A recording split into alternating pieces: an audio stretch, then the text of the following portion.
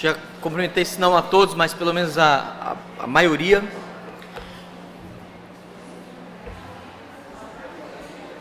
Vamos já nos organizando, sentando, nos preparando para a nossa aula. Nosso assunto é um assunto que exige entendimento e ao mesmo tempo ele tem um aspecto prático muito grande. E é um assunto que é daqueles que eu falo assim, graças a Deus, às vezes a gente tem um entendimento errado, mas o Espírito Senhor por causa da palavra e a prática da palavra, nos leva a ter uma prática mais ou menos correta, apesar de um entendimento errado, né? Vamos orar então primeiro e daí nós estaremos estudando. Hoje nosso estudo vai se basear na pergunta 150 a 152 do Catecismo Maior de Westminster, tá? Mas nós estaremos fazendo bastante análise da exposição da palavra para poder então verificar se de fato essas coisas são realmente assim. Oremos. Deus amado, nós agradecemos porque o Senhor não nos deixa às escuras, desorientados, cegos, desnorteados, e assim, ó Deus, susceptíveis ao erro, ao engano, ao sofrimento e a toda consequência que o nosso pecado traz sobre nós quando desobedecemos e agimos contra o Senhor. Nós te louvamos, ó Deus, porque o Senhor nos dá sabedoria, discernimento, não somente para nos relacionarmos com o Senhor, mas para que, ó Deus, possamos também nos relacionar uns com os outros e termos uma vida, ó Deus, justa, uma vida, ó Deus, de equidade, uma vida produtiva, segura, e que realmente, Pai, faz a produção do bem nas nossas relações. Dá-nos, ó Deus, nesse momento, sabedoria neste assunto que nós abordaremos, para que possamos crescer não somente em graça e conhecimento, mas capacitados pelo Teu Espírito, amar a obedecer a Tua palavra. Em nome de Cristo Jesus é que nós oramos. Amém.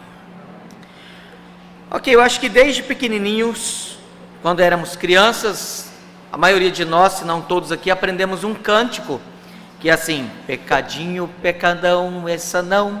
Já aprendeu essa música? Né? Inclusive essa música também existe em espanhol, pecatito, pecadão, esto não, né? Aprendi, porque eu sei que tem em espanhol por causa do Marcelo Sanches. Mas a gente aprendeu isso, né? Que olha, não existe pecadinho, pecadão, é tudo pecado, né? E assim por diante. Por muito tempo a gente ouviu isso e concordou, e talvez alguns de nós aqui ainda pense assim, não, pastor, não existe pecadinho, não existe pecadão, pecado é pecado, né? Todo pecado é pecado. E o que eu quero desconstruir com os irmãos para que nós possamos entender à luz das Escrituras é que sim, existe pecadinho, pecado e pecadão. O Abdes vai hoje virar na cadeira ali, viu, Abdes? Mas já me olhou assim, calma aí que nós vamos para as Escrituras. Existe sim pecadinho, pecado e pecadão. Graças a Deus, na sua misericórdia, que apesar de termos um entendimento errado, estabelecido por tanto tempo no nosso meio, negando esse ensino e essa realidade bíblica e da nossa experiência, e apesar disso nós não agimos e nem vivemos de acordo com o erro, embora cometemos erros por causa da falta de entendimento, tá? Vamos lá, vamos abrir em dois textos em primeiro lugar, e daí nós vamos fazer algumas considerações para entendermos o que isso significa. Abramos em primeiro lugar o texto de Evangelho de João,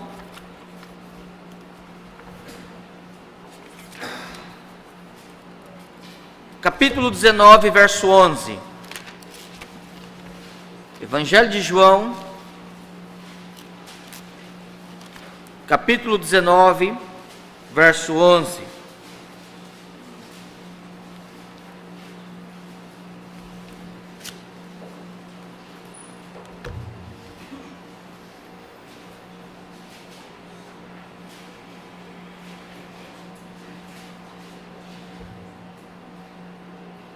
E aqui nós temos um diálogo do Senhor Jesus com Pilatos, e Pilatos então estava naquele momento dando uma que a gente chama de carteirada, né?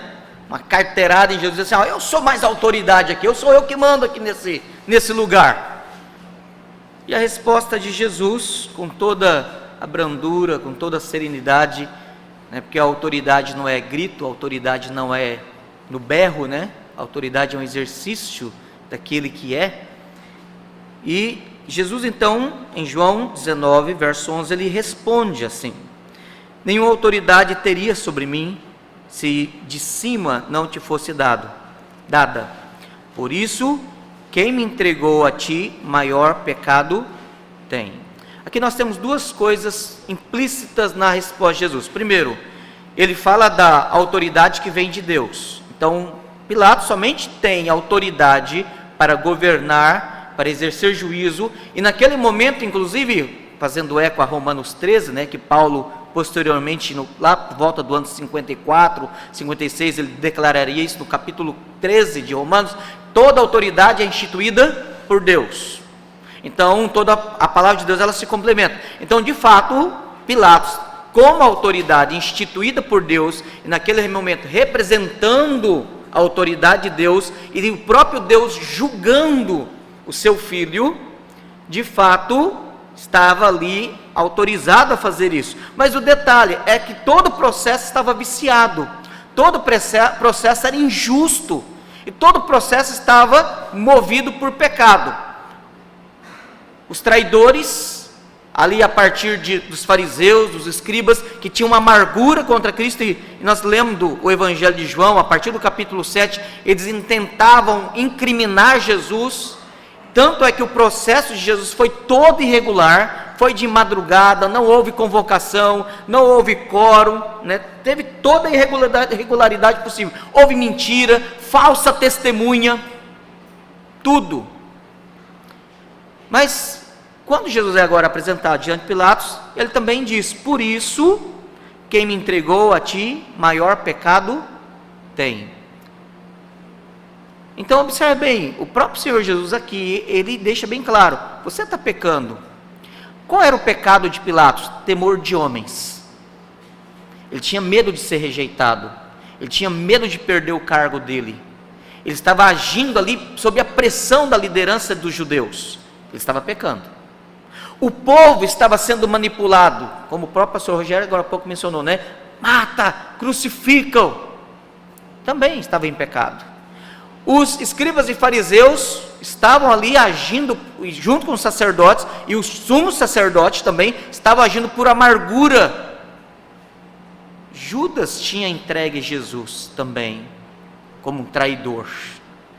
Você tem várias pessoas, por motivos e situações diferentes, pecando contra Cristo, e você tem como medir a gravidade do pecado de cada um deles. Então havia pecados, você não pode dizer que a gravidade do pecado do povo manipulado era a mesma gravidade de um homem que tinha poder, e ele tinha consciência, e ao dizer para Jesus: eu tenho autoridade para te soltar. Ao dizer isso para Jesus, ele não estava ali, embora a motivação do orgulho do coração dele era de dar uma carteirada em Jesus, né, e dizer assim: ó, eu que mando aqui. Mas ao dizer isso, ele estava trazendo sobre si consciente maior juízo, e a gravidade do pecado dele era maior ainda, diante da multidão. Mas detalhe, Jesus vai dizer para Pilatos: maior que o teu pecado é o pecado daqueles que me entregaram para você. Perceberam? Então Jesus não diz assim: está todo mundo pecando igualzinho aqui. Por que o entendimento dessas coisas é importante? Por exemplo, se um filho nosso, ele conta uma mentira, você vai repreendê-lo, dependendo da situação. Se for a primeira vez que acontece aquilo, você vai repreender, você vai orientar, e vai dar para ele uma punição mais leve, ou apenas uma advertência. Se ele insiste em reincidir, em persistir, o pecado torna-se mais grave. Se ele mente porque ele quer fugir de uma punição, é grave. Mas se ele mente porque ele quer pegar um dinheiro seu, é mais grave. Então, graças a Deus, nós somos, pela palavra e pelo Espírito de Deus, levados a praticar o correto, mesmo quando nós pensamos o errado. Então, quando você fala assim, pecado é tudo igual, você sabe que não é. Existe uma coisa na teoria eticista chamada de senso de proporção moral. Já ouviu falar disso? Senso de proporção moral. Existem alguns grupos teóricos que negam isso. Quer ver um exemplo disso? Os esquerdistas. Os esquerdistas negam o senso de proporção moral. Lembra quando o Lula foi tinha recém preso, né? Luz, Vacari, aquela leva Palocci, aquela turma toda, né? Roubaram bilhões do Brasil, bilhões, fora outros que eles emprestaram, né, para os países amiguinhos. Aí você ia falar alguma coisa, o que um esquerdista, especialmente nas redes sociais, fazia? Você já furou fila? Você já pegou troco errado e guardou no bolso? Você conta mentira? Você já tem alguma conta que você não pagou? Você declara certinho o seu imposto de renda? Não era esse tipo de argumento que ele vinha? Aí você ficava assim, todo mundo é corrupto. Você é tão corrupto quanto quem roubou bilhões. Não era esse o argumento? Aí a gente engolia e ficava calado. Sabe o que está por trás desse tipo de argumento? A negação do senso de proporção moral. Você vai pegar o seu filho porque contou uma mentira e vai levar lá na cadeia e falar assim, bota na cadeia e 10 anos de cadeia para ele. Você vai fazer isso com seu filho? Você vai mentir para você? Por que você não faz isso? Porque o senso de proporção moral te leva a entender que pecados e atos morais existem proporções diferentes. E existem critérios objetivos para que você possa discernir essas coisas. Você diz assim, peraí, é errado isso aqui, realmente é errado, é grave e é perigoso. Mas isso aqui é mais, isso aqui é mais grave, isso aqui é mais sério.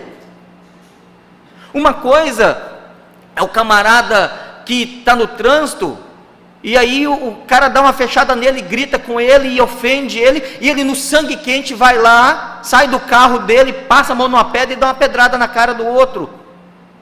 Outra coisa é se o camarada dali e na casa dele, andar 10 quilômetros para chegar na casa dele, pegar a arma dele, municiar a arma dele, ir atrás do cara, sabendo onde o cara mora, e dar um tiro no cara. Outra coisa ainda, mais grave, uma terceira opção, é ele ir para a casa dele, deitar, dormir, a noite toda ruminar, ele planejar como ele vai matar o cara, fazer uma emboscada 3 dias depois e matar o camarada. É a mesma coisa?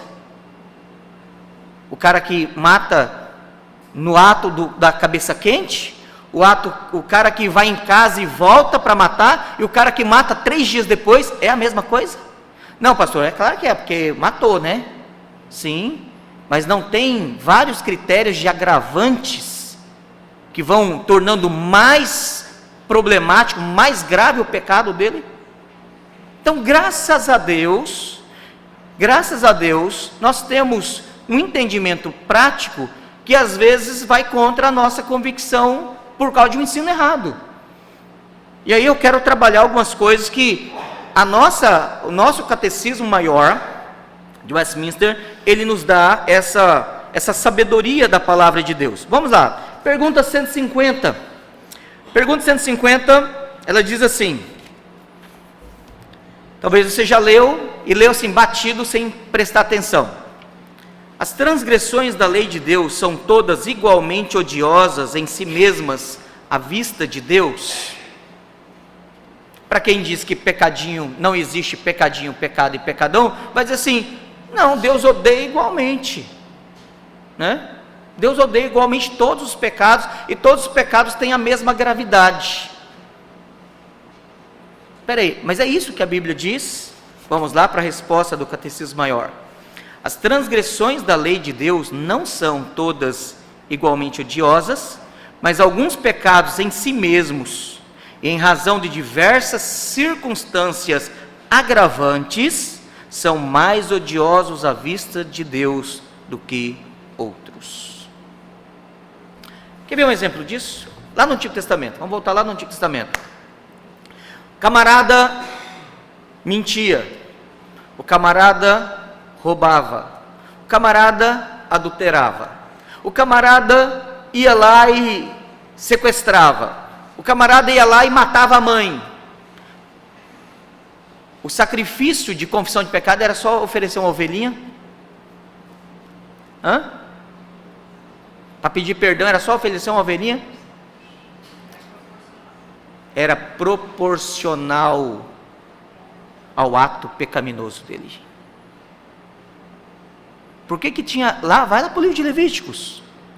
Você tem dezenas, várias modalidades de ofertas de confissão, que podia ir desde um efa de uma porção de farinha até um novilho, que poderia ser uma pombinha rola, e deveria às vezes ser dezenas, talvez centenas de ovelhas.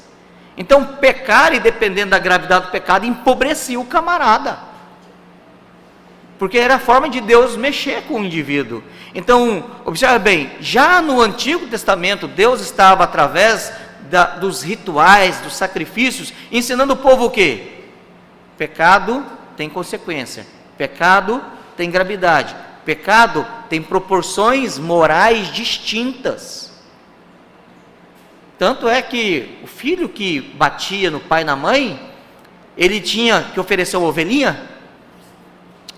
Pega lá capítulo 21 de Êxodo, ele era levado para fora do arraial e morto. Nem uma ovelhinha resolvia o problema dele, já era morte. Então, quer ver um outro exemplo? E aí isso fica mais claro no Novo Testamento. Se todo pecado é igual, por que existe um pecado que é imperdoável? Abra comigo, por favor, lá em 1 João 5,16. Se todo pecado é igual, por que Deus diz assim, esse pecado aqui eu não perdoo não? Ele me causa maior asco, maior nojo, maior ofensa. 1 João 5, verso 16. E esse texto aqui eu acho ele muito pesado, muito difícil de interpretá-lo.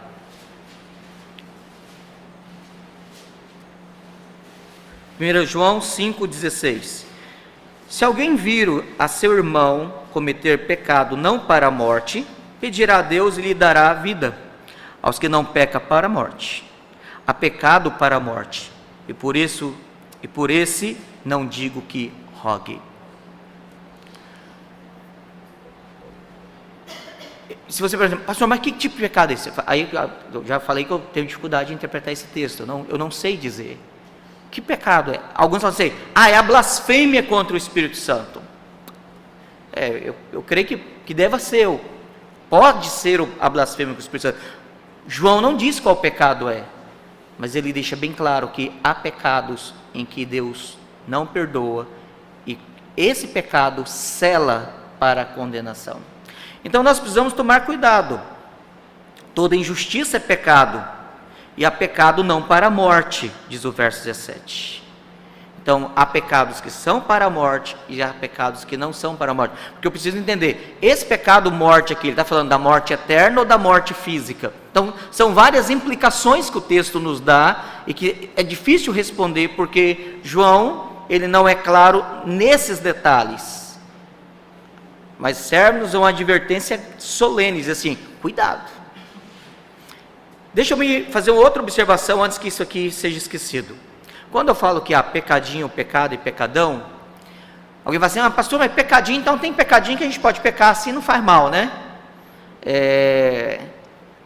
Vamos entender uma coisa, quando eu falo pecadinho, eu não estou minimizando, eu não estou dizendo que a gravidade deste pecado é insignificante, estou dizendo que esse pecado, ele é menos ofensivo. Jesus diz lá em Mateus 5, se você tiver intenção impura na sua mente com uma mulher, você já adulterou, é adultério. Só que eu não posso dizer que é adultério no mesmo nível de gravidade de alguém que seduz, premedita, gasta tempo, acompanha. Um adultério não acontece assim, olhou para a cara do outro, vamos para um hotel?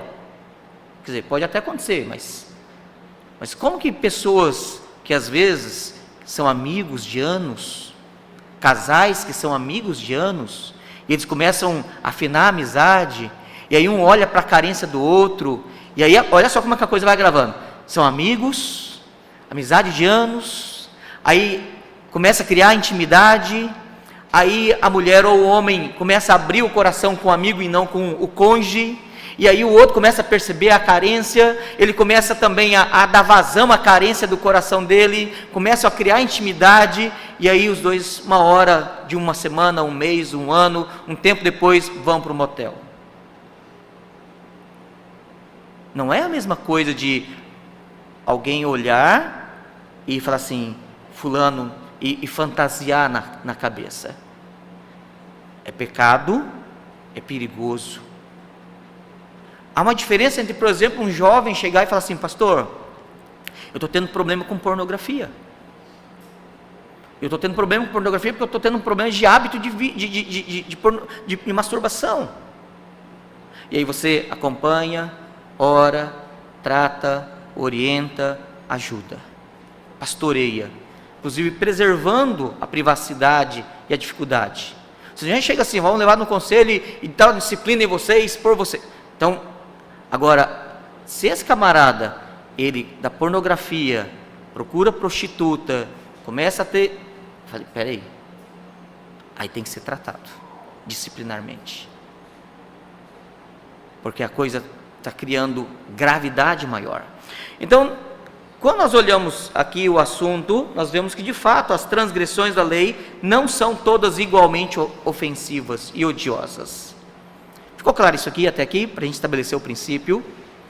A Bíblia deixa isso claro. Todo pecado, não existe pecado insignificante.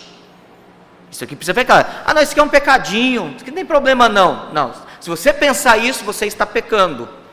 Porque não existe pecado insignificante. O que eu estou dizendo é que existem pecados que são menores em gravidade, existem pecados que são graves, e a Bíblia diz que há pecados que são gravíssimos, e há pecados inclusive que são para a morte.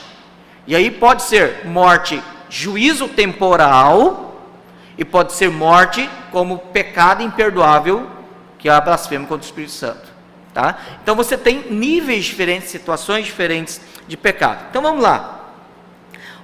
A pergunta 151, ela é fantástica para entendermos os critérios. Quais são os critérios então? Lembra que eu falei no início que existem critérios que são objetivos para isso?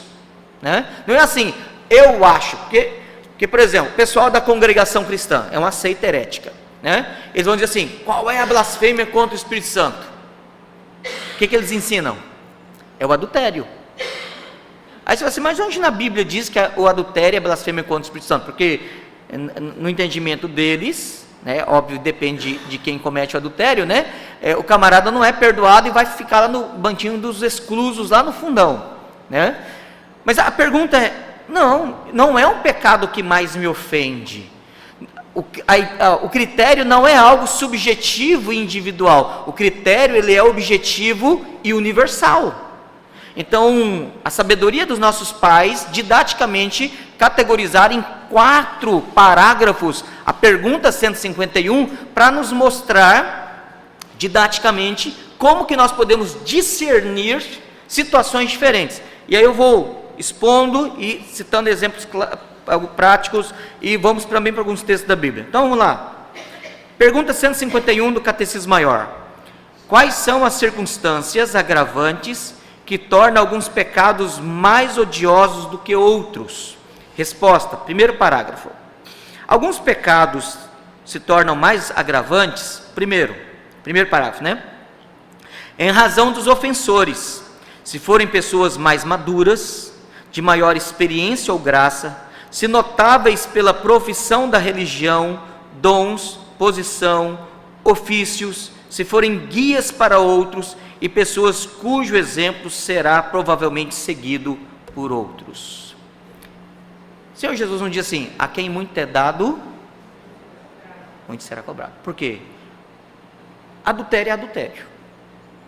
Vamos dizer que um membro da igreja, ele cometa o mesmo adultério, naquela categoria, criou amizade, intimidade, tal, ganhou a confiança do marido da mulher, envolveu, acompanhou, seguiu, né, e está ali, e aí os dois criam um vínculo afetivo, uma paixão pecaminosa, vínculo pecaminoso, e os dois decidem ter relação sexual, adulteraram, é grave, a gente conhece histórias assim, sabe como que isso é doloroso. Mas vamos agora pensar outra coisa, vamos dizer que esse cara é o pastor, que tem sobre si a atribuição de cuidar, de restaurar aquela família, de acompanhar aquele casal, que tem o ofício, os dons, o chamado, que tem a confiança de toda a igreja, que ninguém em nenhum momento passaria pela mente deles questionar um homem de Deus, tendo um ato tão perverso como esse com uma das suas ovelhas. É a mesma gravidade? Então, o primeiro critério é a posição que a pessoa ocupa. O pecado é o mesmo, pode ser feito inclusive dentro do mesmo molde, mas dependendo da posição que ele ocupa, a gravidade é maior, a ofensa é maior, o escândalo é maior, o estrago é maior, a consequência é maior, porque para Deus é mais odioso esse tipo de pecado. Uma coisa, Israel tinha adultério, mas no dia que Davi resolveu tomar Betseba para si, Israel trouxe condenação sobre si. Então nós precisamos lembrar que há diferente sim por causa, mas olha só, não é só a posição, em razão dos ofensores. Então o primeiro critério é, quem é o ofensor? Quem é o ofensor? Se forem pessoas mais maduras, ou seja, uma coisa é um neófito, um novo na fé, um novo convertido, falar assim, eu gosto de assistir as baboseiras do Valdomiro Santiago na TV, né? Tá ruim. Você fala, não, é novo na fé, vem cá, deixa eu te ensinar um negócio, aquilo ali é um lobo, aquele camarada lá não é pastor não, aquilo ali é um lobo, tá. Outra coisa, se um presbítero faz isso, não, eu assisto, inclusive eu sou cooperador. Aí você fala assim, infeliz, né? Dá vontade de pegar o cara e encher ele de bolacha. Aí sim, vamos encher ele de bolacha, né? Segundo, se ele tem maior experiência ou graça, ou seja, uma coisa é um jovem que não tem experiência da vida, outra coisa já é um homem maduro. A gravidade é maior. Outra coisa, se são pessoas que têm, mas se ele for pastor, tá, vamos dizer, mas tem pastor e tem pastor. Tem pastor que Deus ele dá mais oportunidades. Existem pastores que Deus faz com que eles sejam, por exemplo, um Augusto Nicodemos, que influencia não é só dentro da IPB, influencia fora da IPB. Se eu cair, é uma coisa. Se o João, lá do interior de Rondônia, cair, é outra coisa. Se o Augusto cair, o estrondo é maior. Perceberam? Então, a experiência também da graça, ou notáveis pela profissão da religião. Eles são pessoas notáveis, são pessoas de influência, eminentes na vida cristã. A tradução aqui e dali não está batendo, mas a posição, ofícios, os dons, se forem guias para outros. Lembra quando Jesus disse para os fariseus assim, ai de vocês fariseus, que são cegos, o que ele falou? Guias de cegos, porque vocês não somente andam o mundo fazendo prosélitos, mas impedem que muitos, e ficam na porta, impedindo que muitos entrem no reino de Deus, porque de fato eles diziam, o verdadeiro Deus é o Deus de Israel, nós devemos adorar a Deus, o Deus que tem que ser adorado é esse daqui.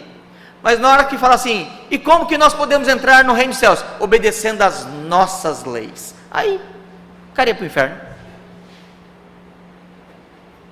Ir para o inferno, religiosamente cumprindo os preceitos dos fariseus.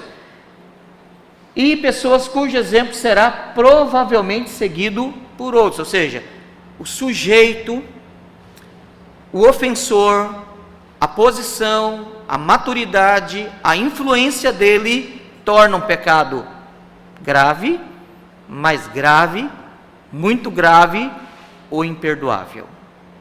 Ficou claro isso aqui? Segundo ponto agora, segundo parágrafo, vamos lá. Em razão das pessoas ofendidas. Então, em primeiro lugar, o ofensor. Dependendo do ofensor, a ofensa é maior. Agora, o ofendido.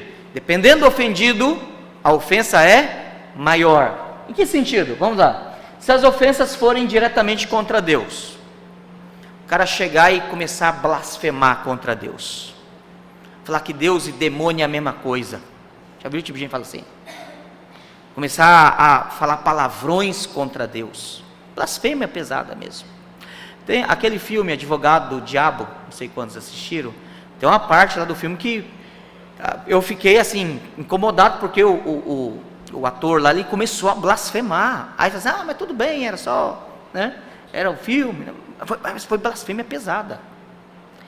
É pior do que filme de terror, porque ali foi blasfêmia pesada. Então, ofensa direta contra Deus. Uma coisa, a gente ofende a Deus uma interpretação errada, sim, por isso que os intérpretes da palavra, o que Tiago fala lá no capítulo 4?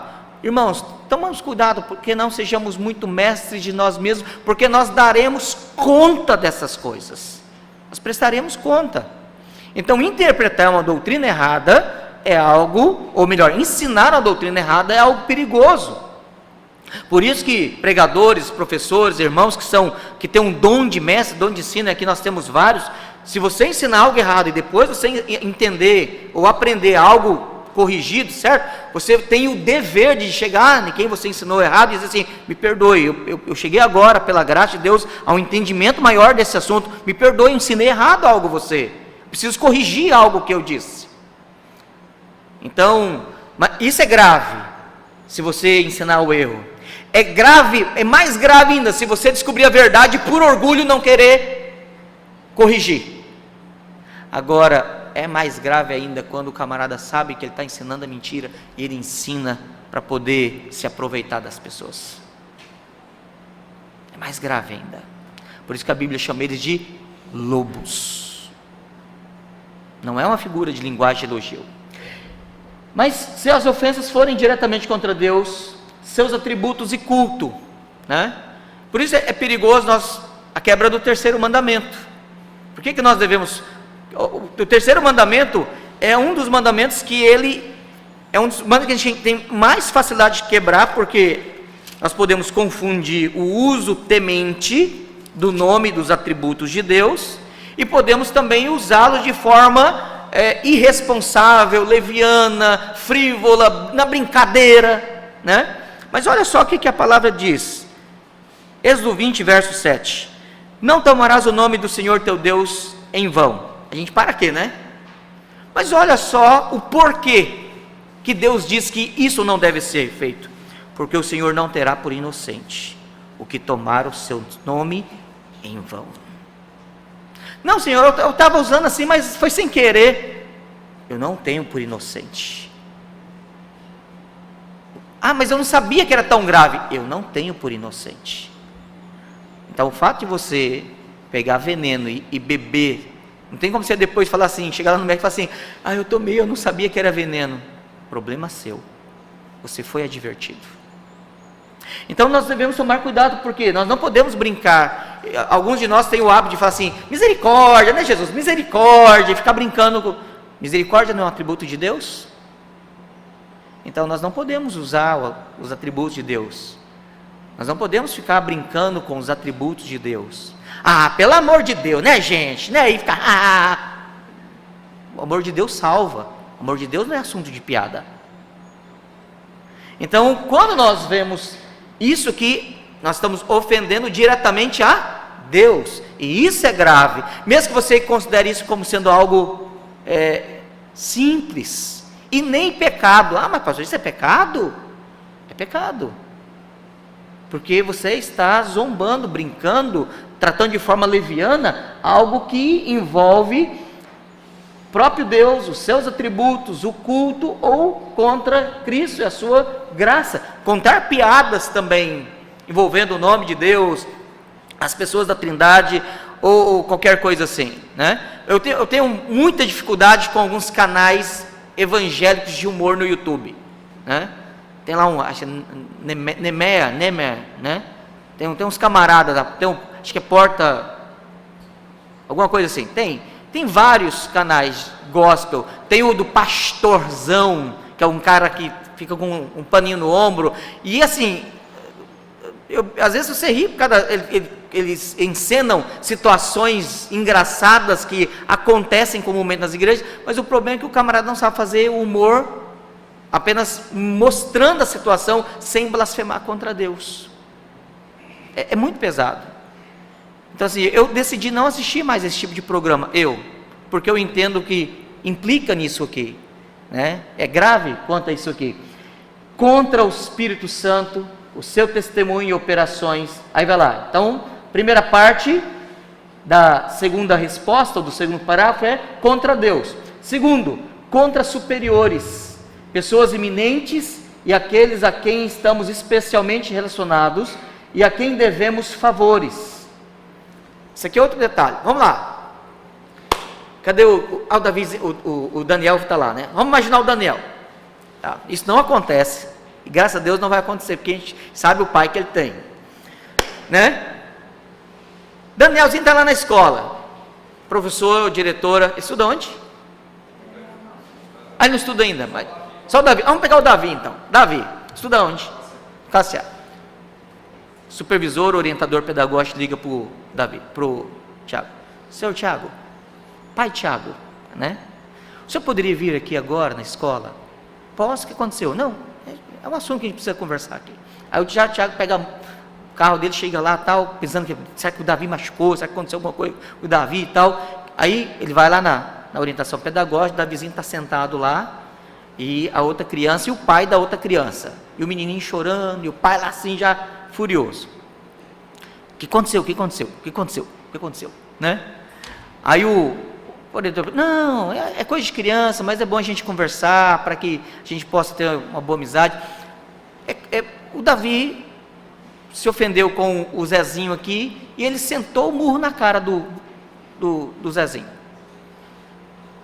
Ok, aí o pai está lá esperando, né, o pai do Zezinho. Não, o Davi, o Tiago, como é que ele falou? Pai, me desculpa, eu vou conversar com ele quando a gente chegar em casa, né, e tal, a gente vai orientar ele para isso não acontecer mais, a gente vai corrigir a situação, me perdoe, e eu espero que isso não fique nenhuma sequela, inimizade entre nós.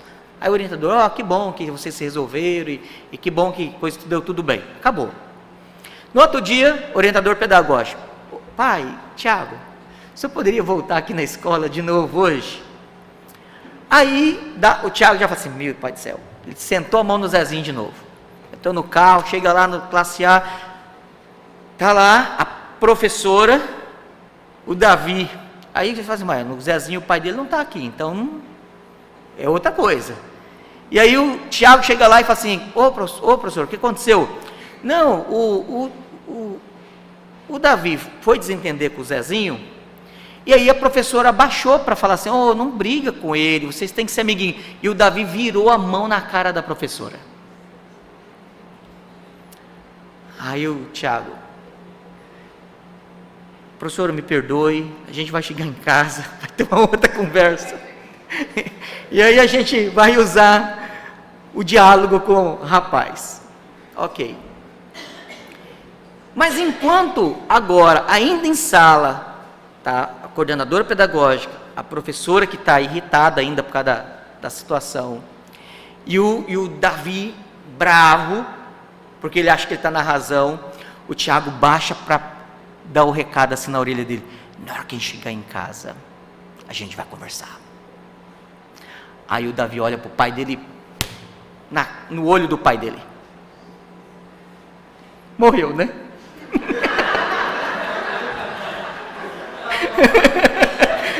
Ô, o Thiago está até vermelho. Calma, Thiago, é só uma ficção. Isso nunca aconteceu. Respira. Calma.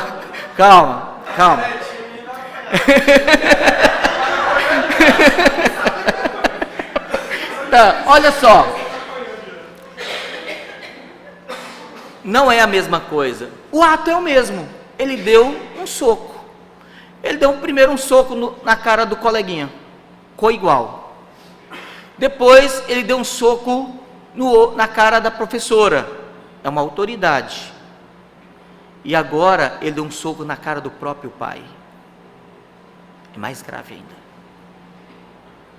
Então observe bem, em razão das pessoas ofendidas. Coleguinha, eles briga, rola, dá um soco no outro, daqui a pouco eles estão se brincando, jogando bola.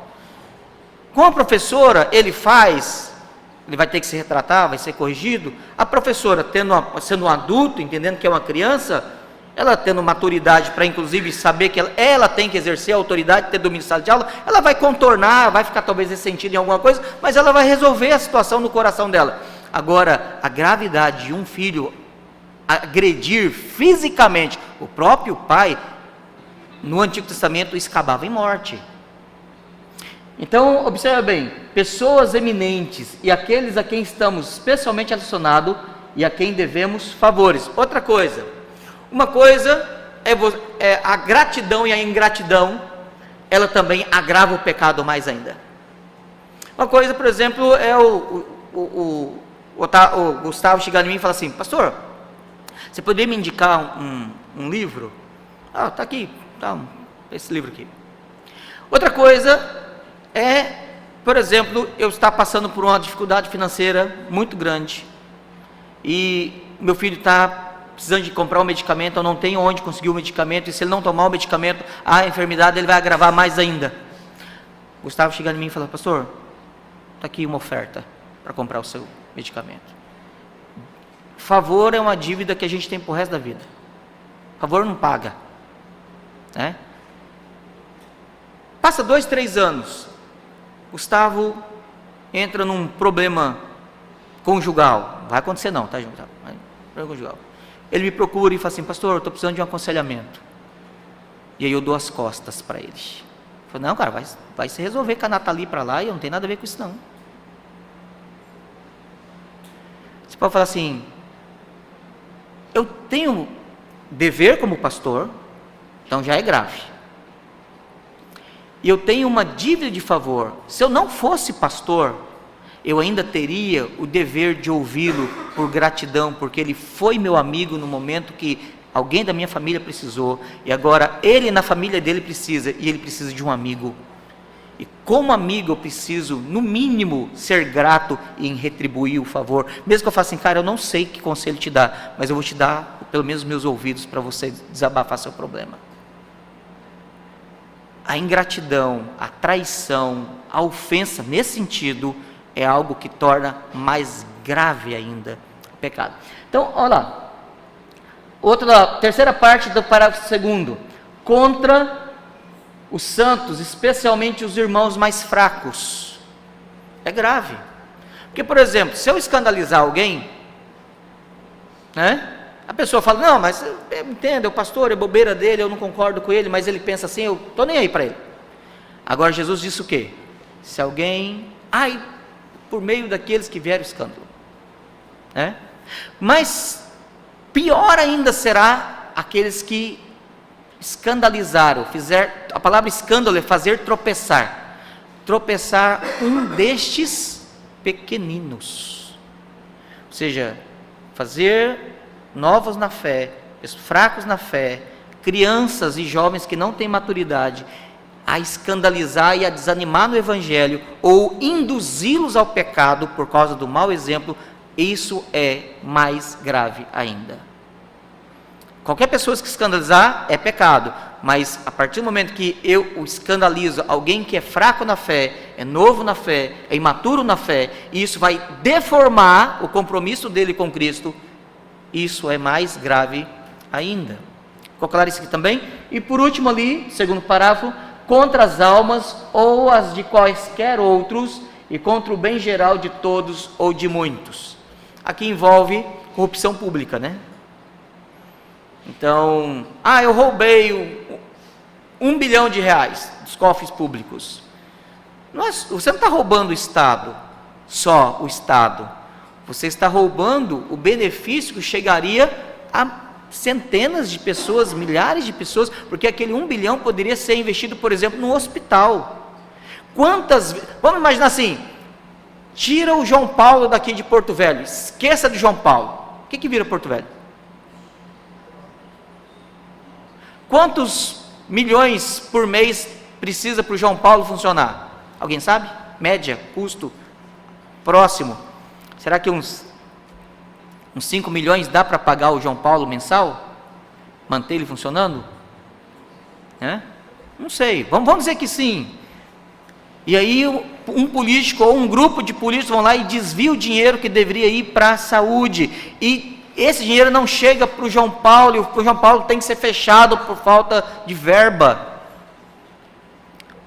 O pecado deles não é apenas a corrupção do roubo, mas, o que diz ali? O bem contra o bem geral e de muitos. Ou seja, sabe como é que vai ser o pecado desse cara que roubou? Ele não cometeu só um pecado, que foi o roubo. Toda e cada pessoa, presta atenção nisso aqui, toda e cada pessoa que poderia ter a vida melhorada, toda e cada pessoa que poderia ter sido curado, toda e cada pessoa que poderia ter sua vida salva, Deus vai cobrar desse cara no dia do juízo. Perceberam a gravidade? Então não deixa que o cara fale assim, fulano roubou R$2 bilhões, você fura a fila? Meu infeliz, eu furo.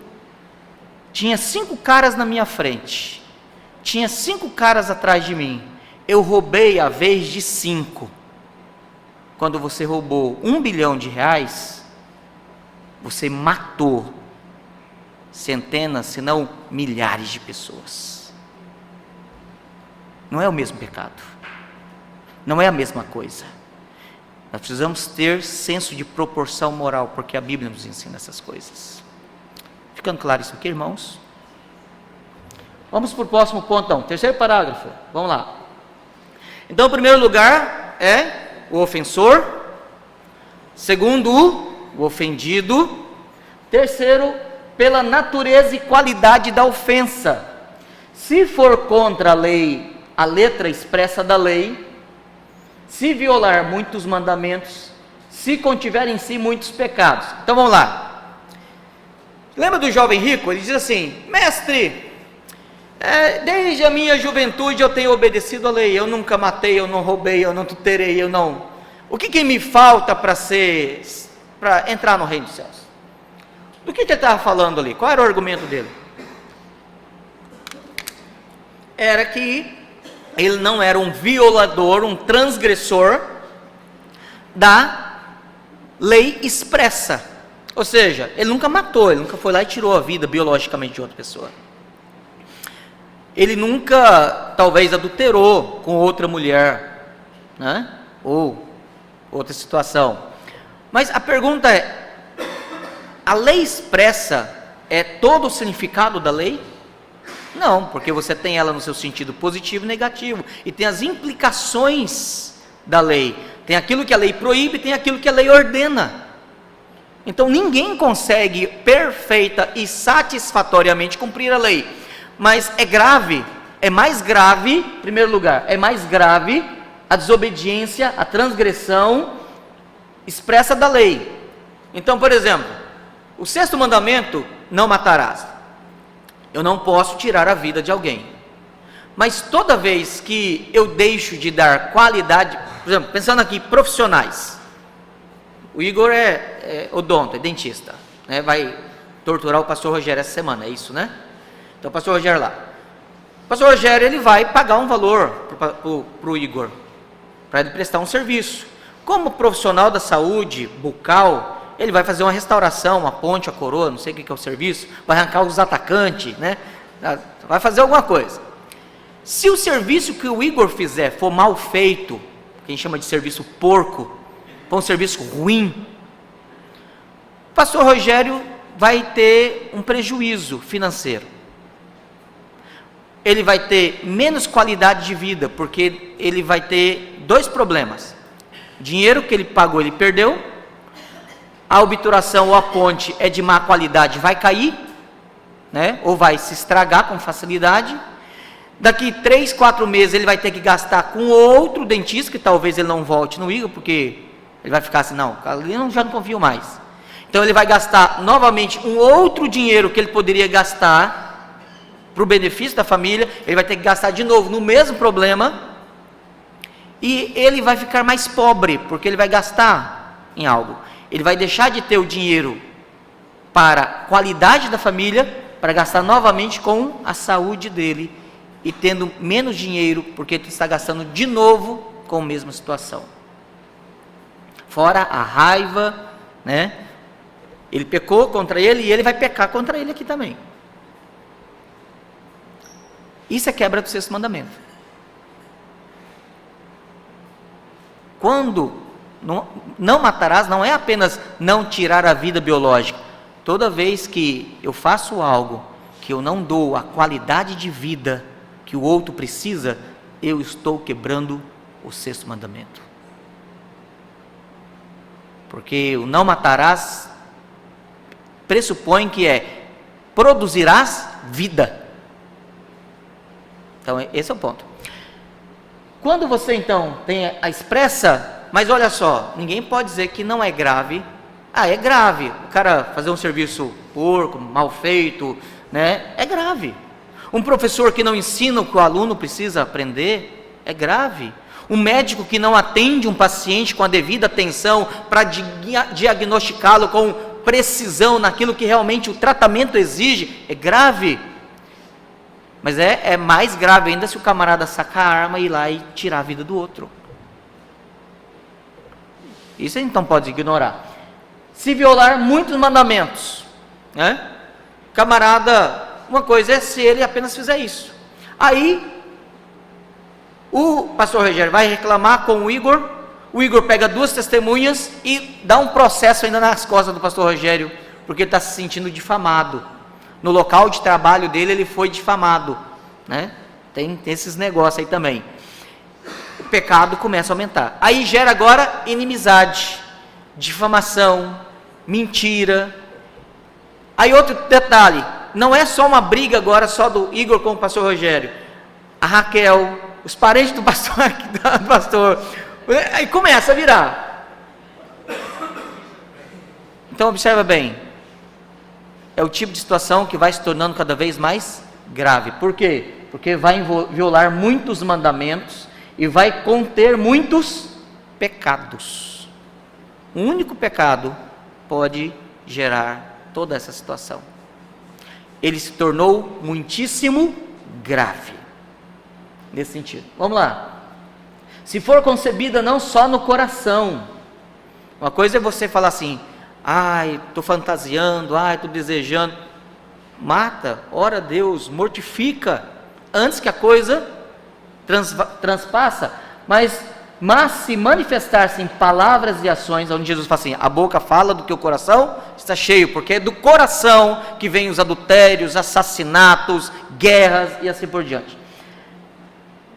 Escandalizar a outrem e não admitir reparo algum.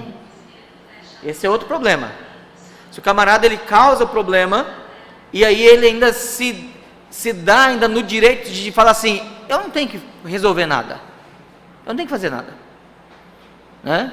Se alguém der uma ré e acertar o carro da Maria, né, e amassar cada dia, Maria, me perdoe, nós somos irmãos em Jesus, né, e eu amassei o seu carro, a porta não vai abrir mais, tudo bem, mas, né, tem a outra porta que você pode usar, né, e Deus te abençoe. Aí a Maria vai falar assim, tá bom, não tem problema não, a gente é crente, o crente aprende a assumir os prejuízos, né, não é seu, pior ainda, né, aí, é da missão, eita pega, aí piora o negócio, tá ok.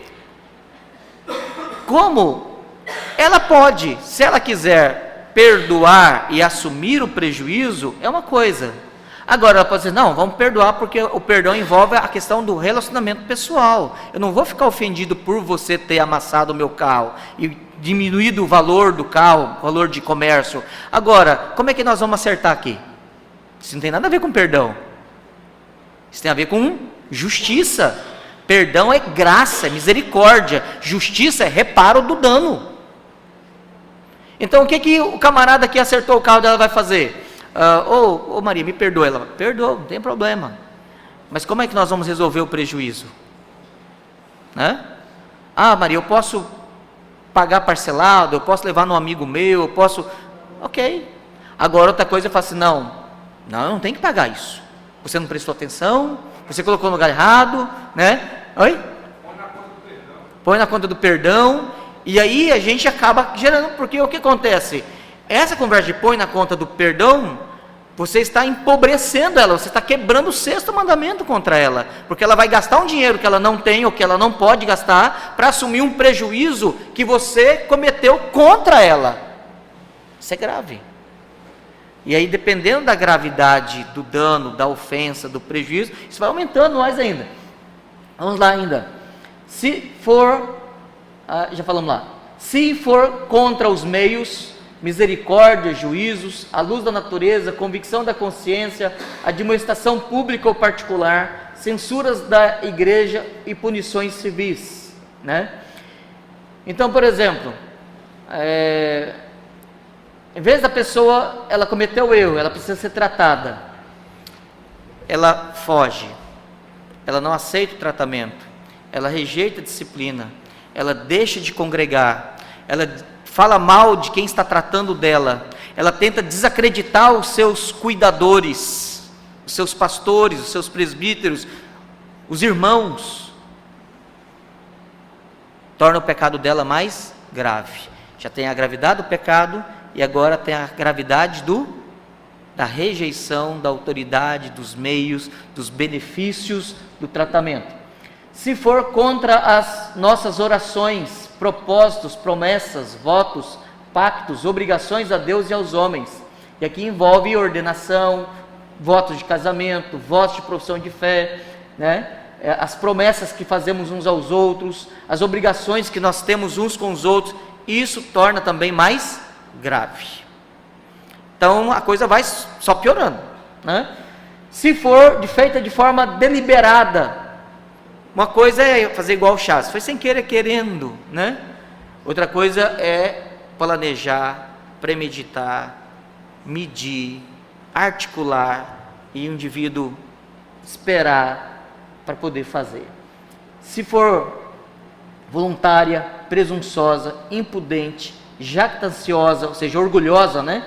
Maliciosa, frequente e obstinadamente, com displicência, persistência, reincidência, depois do arrependimento. Se a pessoa já veio fazendo tudo isso antes de ser tratada e antes de manifestar arrependimento, é grave. Se a pessoa é tratada e ela diz estar arrependida e ela volta na mesma situação, vamos lá para Pedro. Eu gosto muito desse texto de Pedro.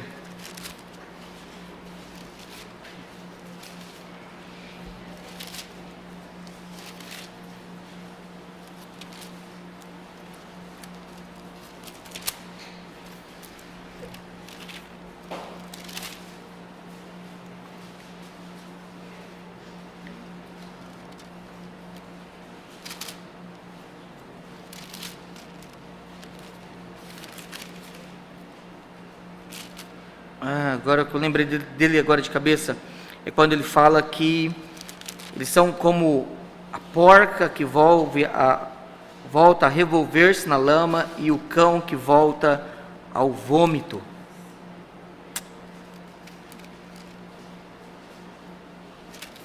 Eu lembrei de cabeça agora esse texto. Obrigado. 2 Pedro 2, verso 21 e 22. Obrigado, Maria. Pois melhor lhes fora nunca tivessem conhecido o caminho da justiça, do que, após conhecê-lo, volverem para trás, apartando-se do santo mandamento que lhes fora dado.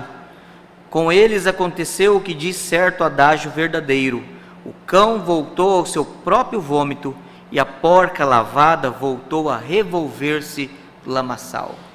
E aí a Bíblia tem outra situação que diz assim: e o seu segundo estado tornou-se pior do que o primeiro. A gravidade maior, né? Então é isso que o terceiro parágrafo ele vai nos pontuar. Então nós temos, quais são os critérios? O primeiro critério é o ofensor. O segundo critério é quem é o ofendido. O terceiro critério é o modo como isso é feito. E aí o quarto, sobe lá para o quarto parágrafo. Olha lá. Circunstâncias, tempo e lugar, né? Então, quem faz, sobre quem, contra quem se faz, como se faz, onde e quando se faz. Olha só como que tudo isso vai tornando mais grave o ato. Pelas circunstâncias de tempo e de lugar, se for no dia do Senhor. Então olha só, pecar no dia do Senhor é mais grave do que pecar em qualquer dia. É interessante isso aqui. Então, a Bíblia...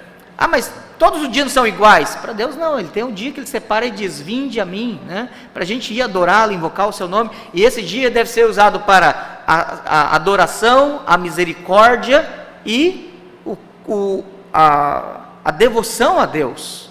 Então, se nós usarmos de dia para qualquer situação de pecado, o pecado torna-se mais grave, porque ainda é o dia do Senhor, né?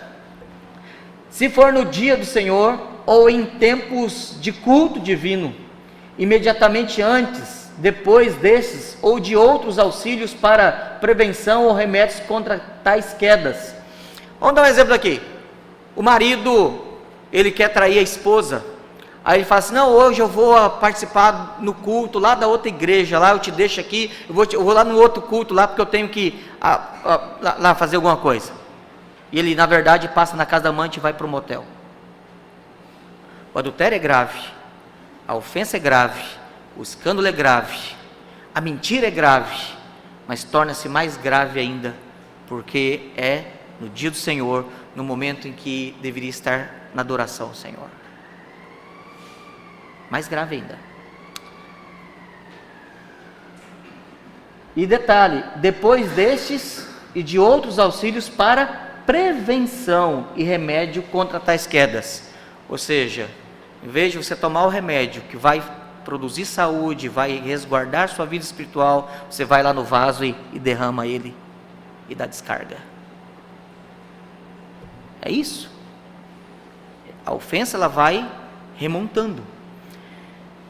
E aí fecha: se em público ou em presença de outros que são capazes de ser provocados ou contaminados por essas transgressões.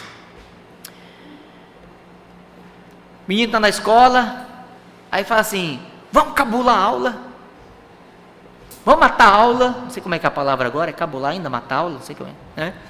E aí o crente que deveria falar: não, nós vamos lá e vamos assistir a aula. Não, mas é aula chata. Não, a gente vai assistir a aula, nem tem 25% de poder faltar. Não, mas vamos assistir a aula. Aí você imagina o crente liderar a turma que vai pular o muro para matar a aula.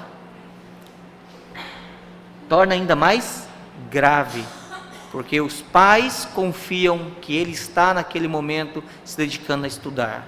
Ele tem um contrato social de compromisso com o professor, de estar na sala de aula para estudar.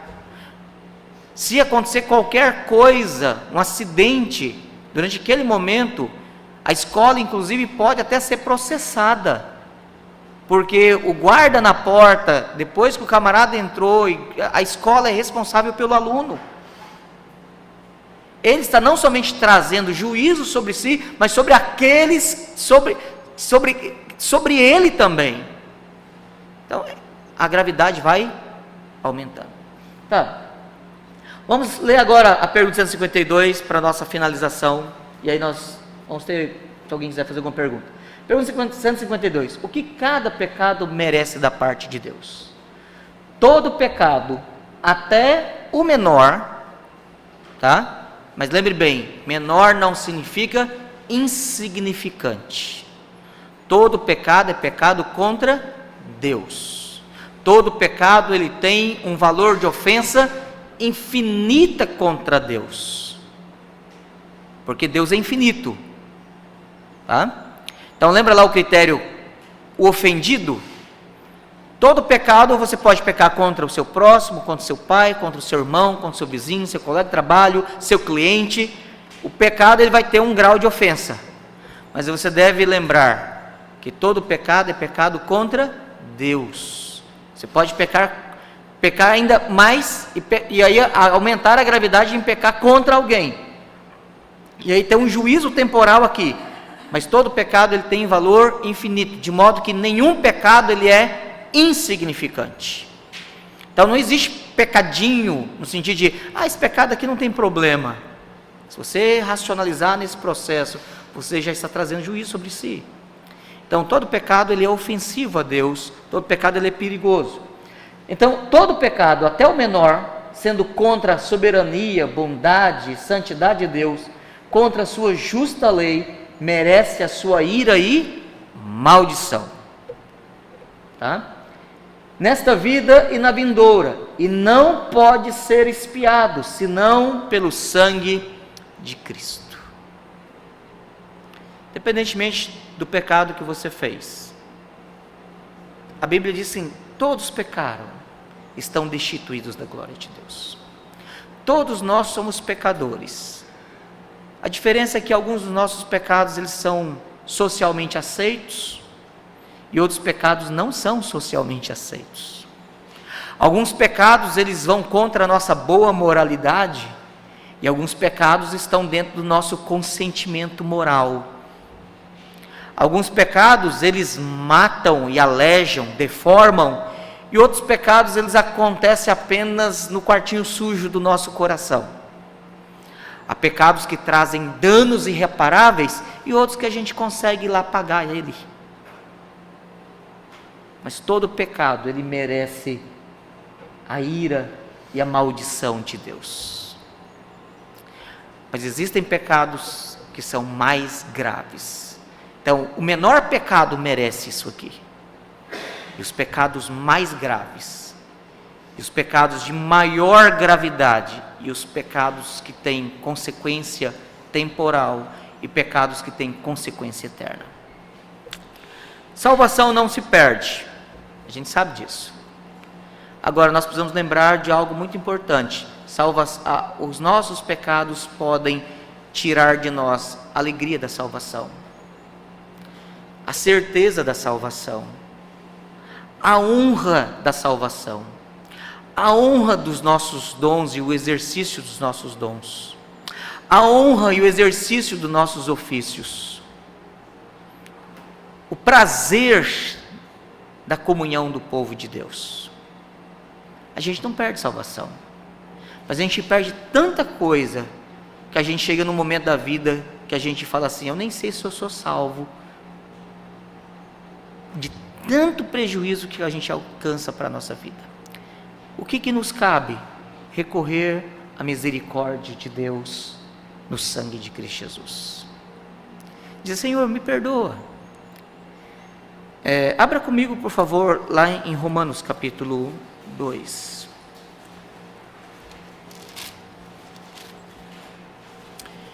No céu, no novo céu, nova terra, novo céu, nova terra, depois do juízo, a Bíblia fala que haverá galardão.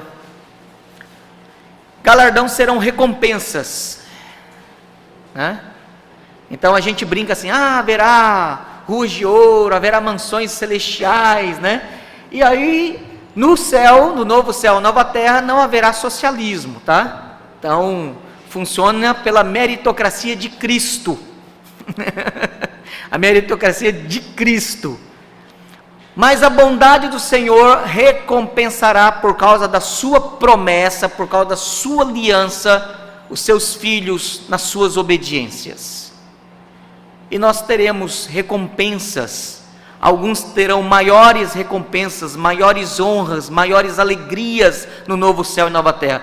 Nós não temos muitos detalhes sobre isso nas Escrituras, Talvez serão posições de honra lá, é possível. Autoridade sobre os nossos irmãos no novo céu, talvez sim, porque lembra que uma vez Jesus, a mãe de Tiago e João chegou em Jesus, depois que ele estava ensinando, ela chega no cantinho, a mãe deles fala assim: mestre, quando vier no teu reino, coloca João do lado e Tiago do outro, do teu lado, para eles poderem governar contigo, né? Lembra que ela fez essa besteira, né? Parece-nos que ela não entendeu direito o que Jesus estava falando, e tanto que ela falou uma besteira para ele. Mas a ideia era de posições de honra. Então, parece-nos que na questão do galardão, na recompensa do novo céu e nova terra, haverá posições de honra, haverá lugares de honra, haverá autoridades de honra e algumas coisas assim. Haverá prazeres maiores para uns do que outros. Então, haverá gradação de recompensa, devido à obediência no Senhor. Certo?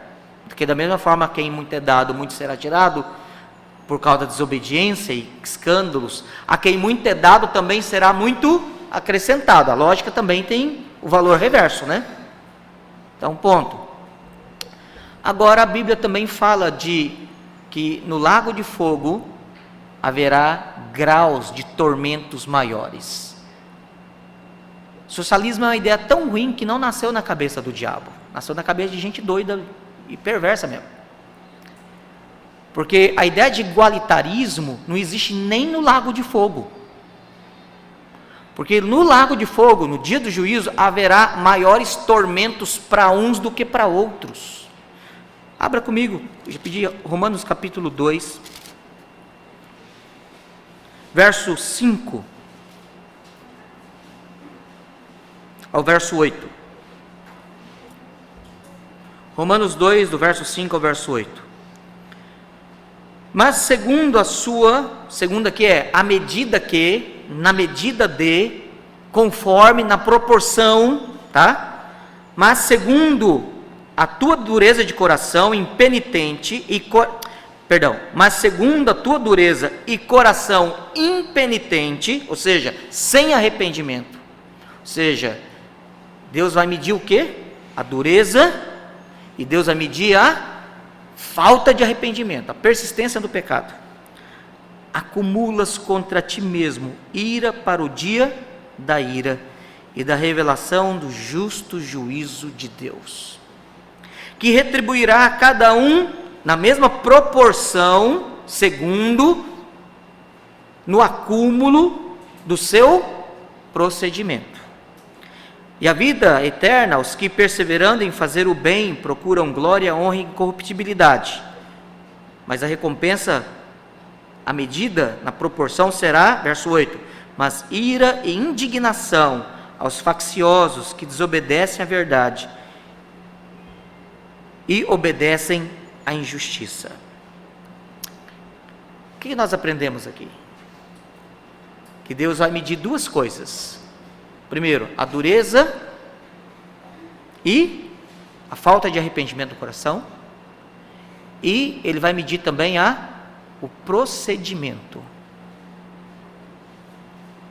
E Ele vai então calcular, e isso vai ser a recompensa e o juízo de cada um, daqueles morrerem.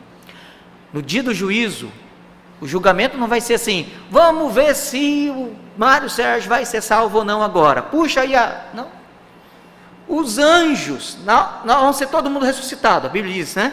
Primeiro salvos, os que estiverem mortos serão ressuscitados, os que estiverem vivos serão transformados, e depois, por último, serão ressuscitados os que morreram sem a graça de Deus. Aí virão os anjos, e o que os anjos vão fazer? Eles vão separar as ovelhas dos bodes, os salvos dos não salvos. Então observa bem, Deus não vai julgar para saber quem que é bode, quem que é ovelha, já vai estar separado. O que vai ser o julgamento? A recompensa do galardão dos que forem encontrados fiéis, a coroa da vida e as honras no novo céu e nova terra. E aos que morreram sem Cristo, segundo será medido no critério da dureza do coração a falta de arrependimento e o critério do que torna mais grave o pecado de cada um. Um soldado de Hitler que foi para a guerra e agiu matando, torturando judeus e outras pessoas mais, e morreu sem Cristo, sem arrependimento, ele vai ser condenado. Agora, nós não podemos dizer que aqueles que faziam parte da Gestapo, que faziam parte da nomenclatura, os mentores do partido, e o próprio Hitler, se morreram sem Cristo, não dá para dizer que eles serão julgados no dia do juízo e terão a mesma condenação que aquele soldado que apenas cumpriu ordens, que fez por ideologia e que fez também o que ele sabia que estava errado. Ficou claro isso aqui? Então são graus diferentes. Pergunta é: existe pecado e pecadão? Então, a gente, graças a Deus, ensina os nossos filhos o certo, e talvez você muito tempo fala assim, não, claro que tudo é pecado, mas graças a Deus, Deus nos dá sabedoria na palavra, mesmo quando teoricamente a coisa não está tão clara na nossa mente, para a gente não ser injusto. Primeiro, porque nós seríamos incoerentes com a nossa atitude, porque se todo pecado é igual, por que a gente dá punições diferentes para os nossos filhos? Se todo pecado é igual, por que nós esperamos punições diferentes para as consequências diferentes dos nossos pecados? Se todo pecado é igual, por que nós não discordamos das diferentes sentenças para os criminosos da sociedade? Se todo pecado é igual, por que nós achamos que tal fulano merecia a morte e outro não? Ou quando você é multado pela polícia, você acha injusta e muito pesada a pena, né? Por causa da multa.